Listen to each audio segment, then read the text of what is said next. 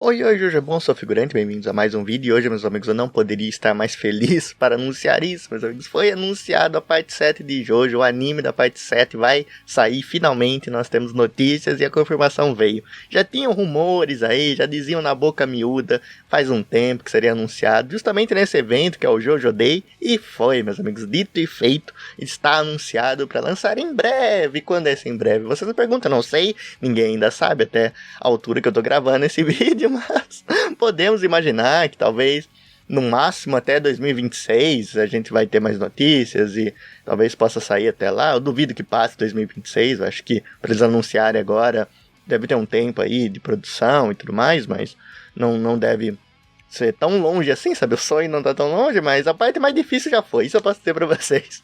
E eu tô muito feliz, assim, com o anúncio. A parte 7 é maravilhosa, ela vale toda essa fama que tem, e eu posso explicar pra vocês o que tem de tão especial na parte 7. É claro que num videozinho curto como esse, não seria...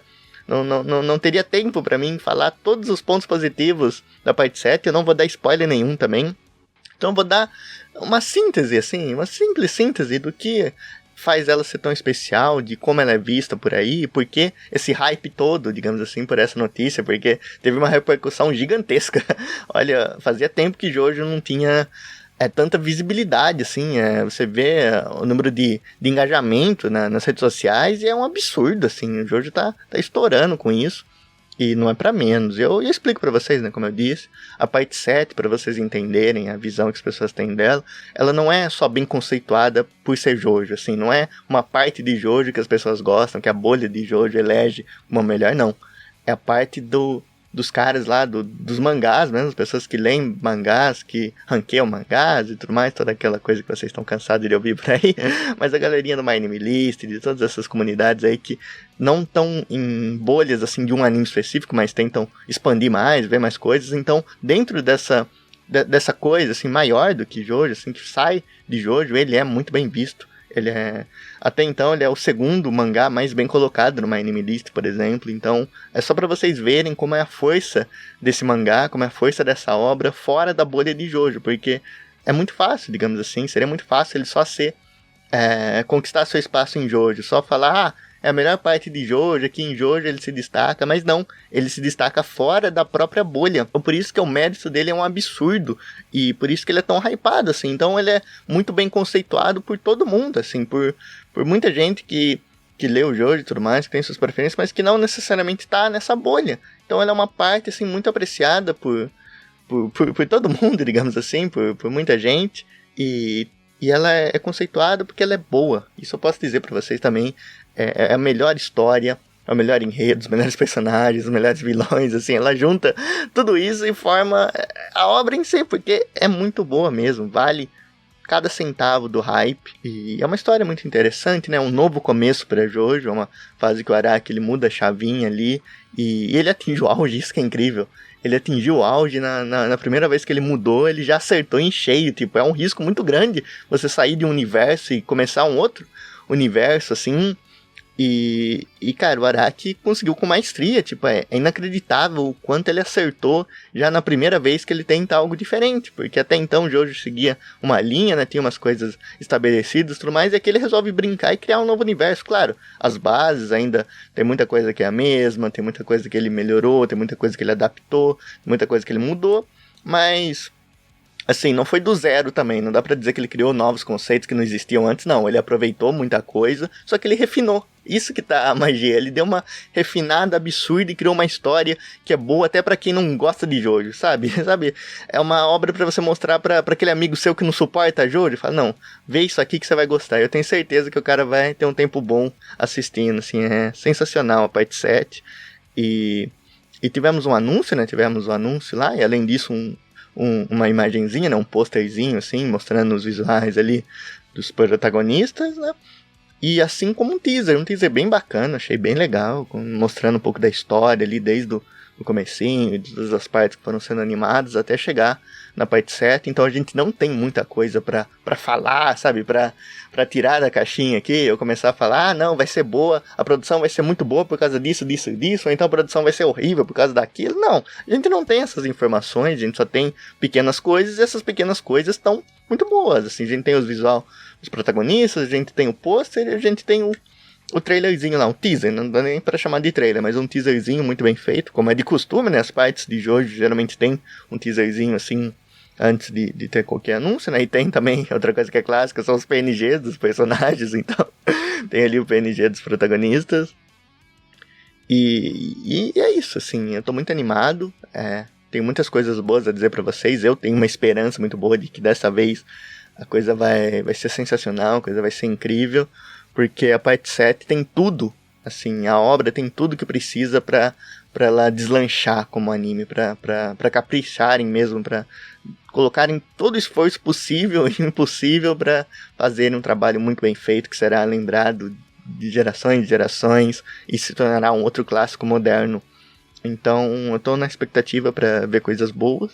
E claro, tem a pulga atrás da orelha, isso eu não podia deixar de falar pra vocês, porque assim, a fanbase de Jojo, digamos assim, nós fãs de Jojo, já fomos muito machucados por uma certa empresa, e vocês já estão cansados de me ver falar sobre ela, mas eu admito que eu não vou falar muito aqui não, só vou dar uns pitacos aqui, e tentar falar coisas diferentes, ter uma visão um pouco diferente do que eu já apresentei pra vocês, pra não repetir sempre o mesmo, mas a gente tem aquela pulga atrás da orelha por causa da Netflix. E eu explico pra vocês, não é só pelo lançamento em lotes, assim, mas é tudo que ele implica. Porque tem pessoas que têm preferência, sabe, por lançamento em lotes, acham melhores, e eu não julgo, assim. Eu acho até que se eu não fosse tão fã de Jojo, eu até ia preferir ter lá em lotes, tudo mais, pra ver sozinho, pra ver na minha, tudo mais, como eu geralmente faço com outros animes. Então, eu entendo o lado dessas pessoas, só que eu acho que pro produto isso afeta muito. Porque você mata muito das discussões, muito do que fazia, e Jojo é um caso à parte, Jojo não é como outro anime. Jojo é totalmente diferenciado no quesito de como a fanbase lida com ele, de como os fãs lidam, porque Jojo já se provou lá no passado, ele é um mangá extraordinário, ele é um clássico, ele entra, assim, no topo ali dos shonen, se a gente for falar de toda a história. Tipo, imagina um jogo de futebol, assim, que tem em casa e fora de casa, sabe? O Jojo já fez o resultado fora de casa, agora só tem que fazer o resultado em casa, sabe? Só tem que garantir ali o resultado, um 0-0. Então o anime às vezes precisa fazer o mínimo, porque o mangá é tão bom que dá suporte. E a David Production sempre fez um trabalho excepcional, mas só que esse lançamento em lote foi uma coisa que veio num momento muito inoportuno. Talvez a gente fica nessa de só reclamar dele, porque a gente não tem muitas informações, a gente não sabe o que se passa lá dentro, lá dos estúdios, com as datas e tudo mais, mas a gente especula e a gente cria narrativas, digamos assim, para tentar explicar coisas com começo, meio e fim, para ficar mais claro do porquê aconteceu certas coisas, porque, de novo, com o lançamento em lote, foi a única coisa diferente que aconteceu ali na parte 6, e claro, teve também aquela coisa do Yurusei Yatsura, que parte da equipe de Jojo saiu, foi fazer ali o Yurusei Yatsura, bem ali na época de Sony Ocean e tudo mais, então foi uma outra equipe, já tem isso, mas só que Jojo sempre trocou de equipe, nunca teve uma equipe assim que você pode falar, essa é a equipe A, digamos assim, porque na parte 5 muita gente disse que era a equipe B que foi, mas só que foi simplesmente a parte mais bem animada de Jojo. Então você não se explica isso, então só isso, digamos assim, só essa mudança de equipe não explicaria o porquê tiveram algumas falhas, digamos assim, no anime da parte 6, porque eu não falo só no hype, porque matou muito. Realmente matou o hype, eu já vou falar disso, mas eu quero falar de aspectos técnicos, porque a gente olha ali os primeiros lotes, eles não estavam tão legais assim, eles não estavam polidos, isso que eu posso falar pra você, não teve nenhuma falha assim muito grande, não teve nada extraordinário que salta aos olhos e você vê, nossa, como foi horrível, isso não, mas tinham cenas assim que ficavam estranhas, entravam naquele vale da estranheza, tipo, uma coisa que eu posso destacar que me incomodou muito, era que os caras não souberam animar o boné do Jotaro. O boné do Jotaro tava maior em cada cena, eu juro pra vocês, reparem ali nos primeiros episódios. Então, tinha várias cenas assim que não estavam tão bem dirigidas, não estavam tão bem enquadradas e não ficavam sólidas. E muito disso eu atribuo justamente a esse lançamento de lote, porque mudou tudo. Como as datas provavelmente funcionam, sabe? Se eles estavam acostumados a fazer semanal, eles seguiam ali uma rotina e tudo mais, mas aí, de repente os caras mudam tudo na hora. E os caras têm que dançar ali, rebolar muito pra conseguir chegar no resultado. Então acho que essa coisa pegou muita gente talvez de surpresa e as datas não foram tão favoráveis e mexeu muito com isso. E claro, o hype também é inevitável não falar disso. Assim, a gente viu a parte 5, o ápice do hype de Jojo, todo mundo falava disso. O Jojo chegou até em quem nunca viu um anime na vida, sabe? Com aqueles áudios de zap e tudo mais, os memes, as discussões. Furou muito a bolha e fez ser simplesmente a parte mais conhecida de Jojo, assim. Aquilo estourou de uma maneira, sabe? O pianinho do Giorno, quem nunca ouviu o pianinho do Giorno, cara? Aquilo foi incrível. Eu não falo só no Brasil, é no mundo que isso pegou. E no Brasil, claro, tem a nossa peculiaridade, né? E a gente sabe dar um temperinho ali pra coisa, mas foi meme mundial. E muita gente pegou interesse por esse Jojo por causa dessas coisas, por causa dessas palhaçadas e das discussões também sérias. Então, foi um fenômeno na parte 5. Todo mundo esperava que a parte 6 fosse lá e quebrasse ainda mais esse estigma de Jojo ser só para os Jojo Fags e tudo mais, falando de Jojo, mas não. A parte 5 abriu um pouco o mercado e todo mundo esperava que a parte 6 ia abrir mais ainda e ia tornar a Jojo mais popular. Só que aconteceu justamente o contrário. Jojo ficou menos popular, assim. Esse lançamento por lote enterrou a fanbase de Jojo, porque você só ouvia falar da parte 6 no dia que lançava os episódios, lá, o lote de episódios. Você ouvia ali as pessoas comentando tudo, aí passava 2, 3 dias, não via uma alma penada falando daquilo, não tinha um meme, não tinha uma discussão, ninguém tava querendo falar, porque ninguém sabia onde as outras pessoas estavam. Então como você ia discutir, sei lá, o episódio 7, se o seu amigo não passou do episódio 3? Como você iria não dar um spoiler pra alguém que você já terminou todo o lote, mas a pessoa tá começando agora? Então como você balanceia tudo isso, sabe? Fica esquisito e não flui, sendo que Jojo funcionava muito disso. Tem as Jojo Feiras, as clássicas Jojo Feiras, quando lançava Jojo, todo mundo se juntava pra comentar e ficava a semana inteira comentando até chegar ao outro episódio e assim por diante. Então, muitas cenas não passavam batidos como passaram nos lotes. Porque como uma coisa é você comentar sobre 15 episódios juntos, outra coisa é você comentar somente um. Olha só como é básico isso. Então, a gente fica com medo de novo, os caras insistirem nesse lançamento por lotes e acabarem com uma das partes mais magníficas de Jojo, e acabarem afetando até a própria produção, porque essa é a parte mais difícil também de ser animada. Esse é outro ponto que a gente tem que entrar, porque tem aquela clássica lenda dos cavalos em CGI. Quem nunca ouviu essa expressão, né? Eu tenho medo de Steel Ball porque podem vir os cavalos em CGI e tudo mais e não vai ficar legal. E até o próprio staff de Jojo já foi perguntada sobre isso. Então esse é um assunto que realmente tem uma importância e tem decisões a serem tomadas, porque animar um cavalo é difícil pra caramba. E a gente vai ver como eles vão se sair, mas uma coisa é eles terem tempo, terem ali datas acessíveis. Outra coisa é ter essa zona aí de lançamento por lote que ninguém é de ninguém ali, que é coisa meio, sei lá, não é muito bem resolvida. E enfim, eu acho que eu confiaria mais se eu soubesse que fosse ser semanalmente mesmo, eu já teria mais tranquilo quanto a isso. Eu imaginaria que eles tomariam a melhor decisão, porque a parte 7 é popular pra caramba no Japão também. Isso é algo que a gente tem que olhar, porque assim, aqui pra nós é até estranho, mas a parte 5 ela já era mais popular lá como mangá do que a própria parte 6. A parte 6 acabou não sendo tão popular assim, comparado com as outras partes ali, mas ela é muito boa. Tipo, não julgo a popularidade como o desempenho dele, né? Tipo, não é porque é popular que é bom, nem porque não é popular que é ruim. Eu fujo dessa visão, só tô falando mesmo que a parte 6 é menos popular que a parte 5, e talvez disso também vai muito do porquê a David Production acabou errando em várias partes, acabou não dando o melhor de si, e o produto final ali acabou não ficando do melhor jeito possível, como a gente tá acostumado a ver. Então, tem essa questão também, mas eu acho que agora, falando diferente, né, já que isso aqui vocês estão cansados de ouvir, mas falando um pouco diferente, eu acredito que se a Netflix pegar de novo, se elas continuarem com o Jojo, o tratamento vai ser diferente. Eu tenho certeza que eles vão pelo menos olhar para o que está acontecendo, para os animes anos que elas postaram, como Dandadan e tudo mais, porque eles têm ali coisas que deram certo para eles, e eles com certeza devem perceber que lançar semanalmente faz um benefício absurdo para eles, muito maior do que lançar em lote.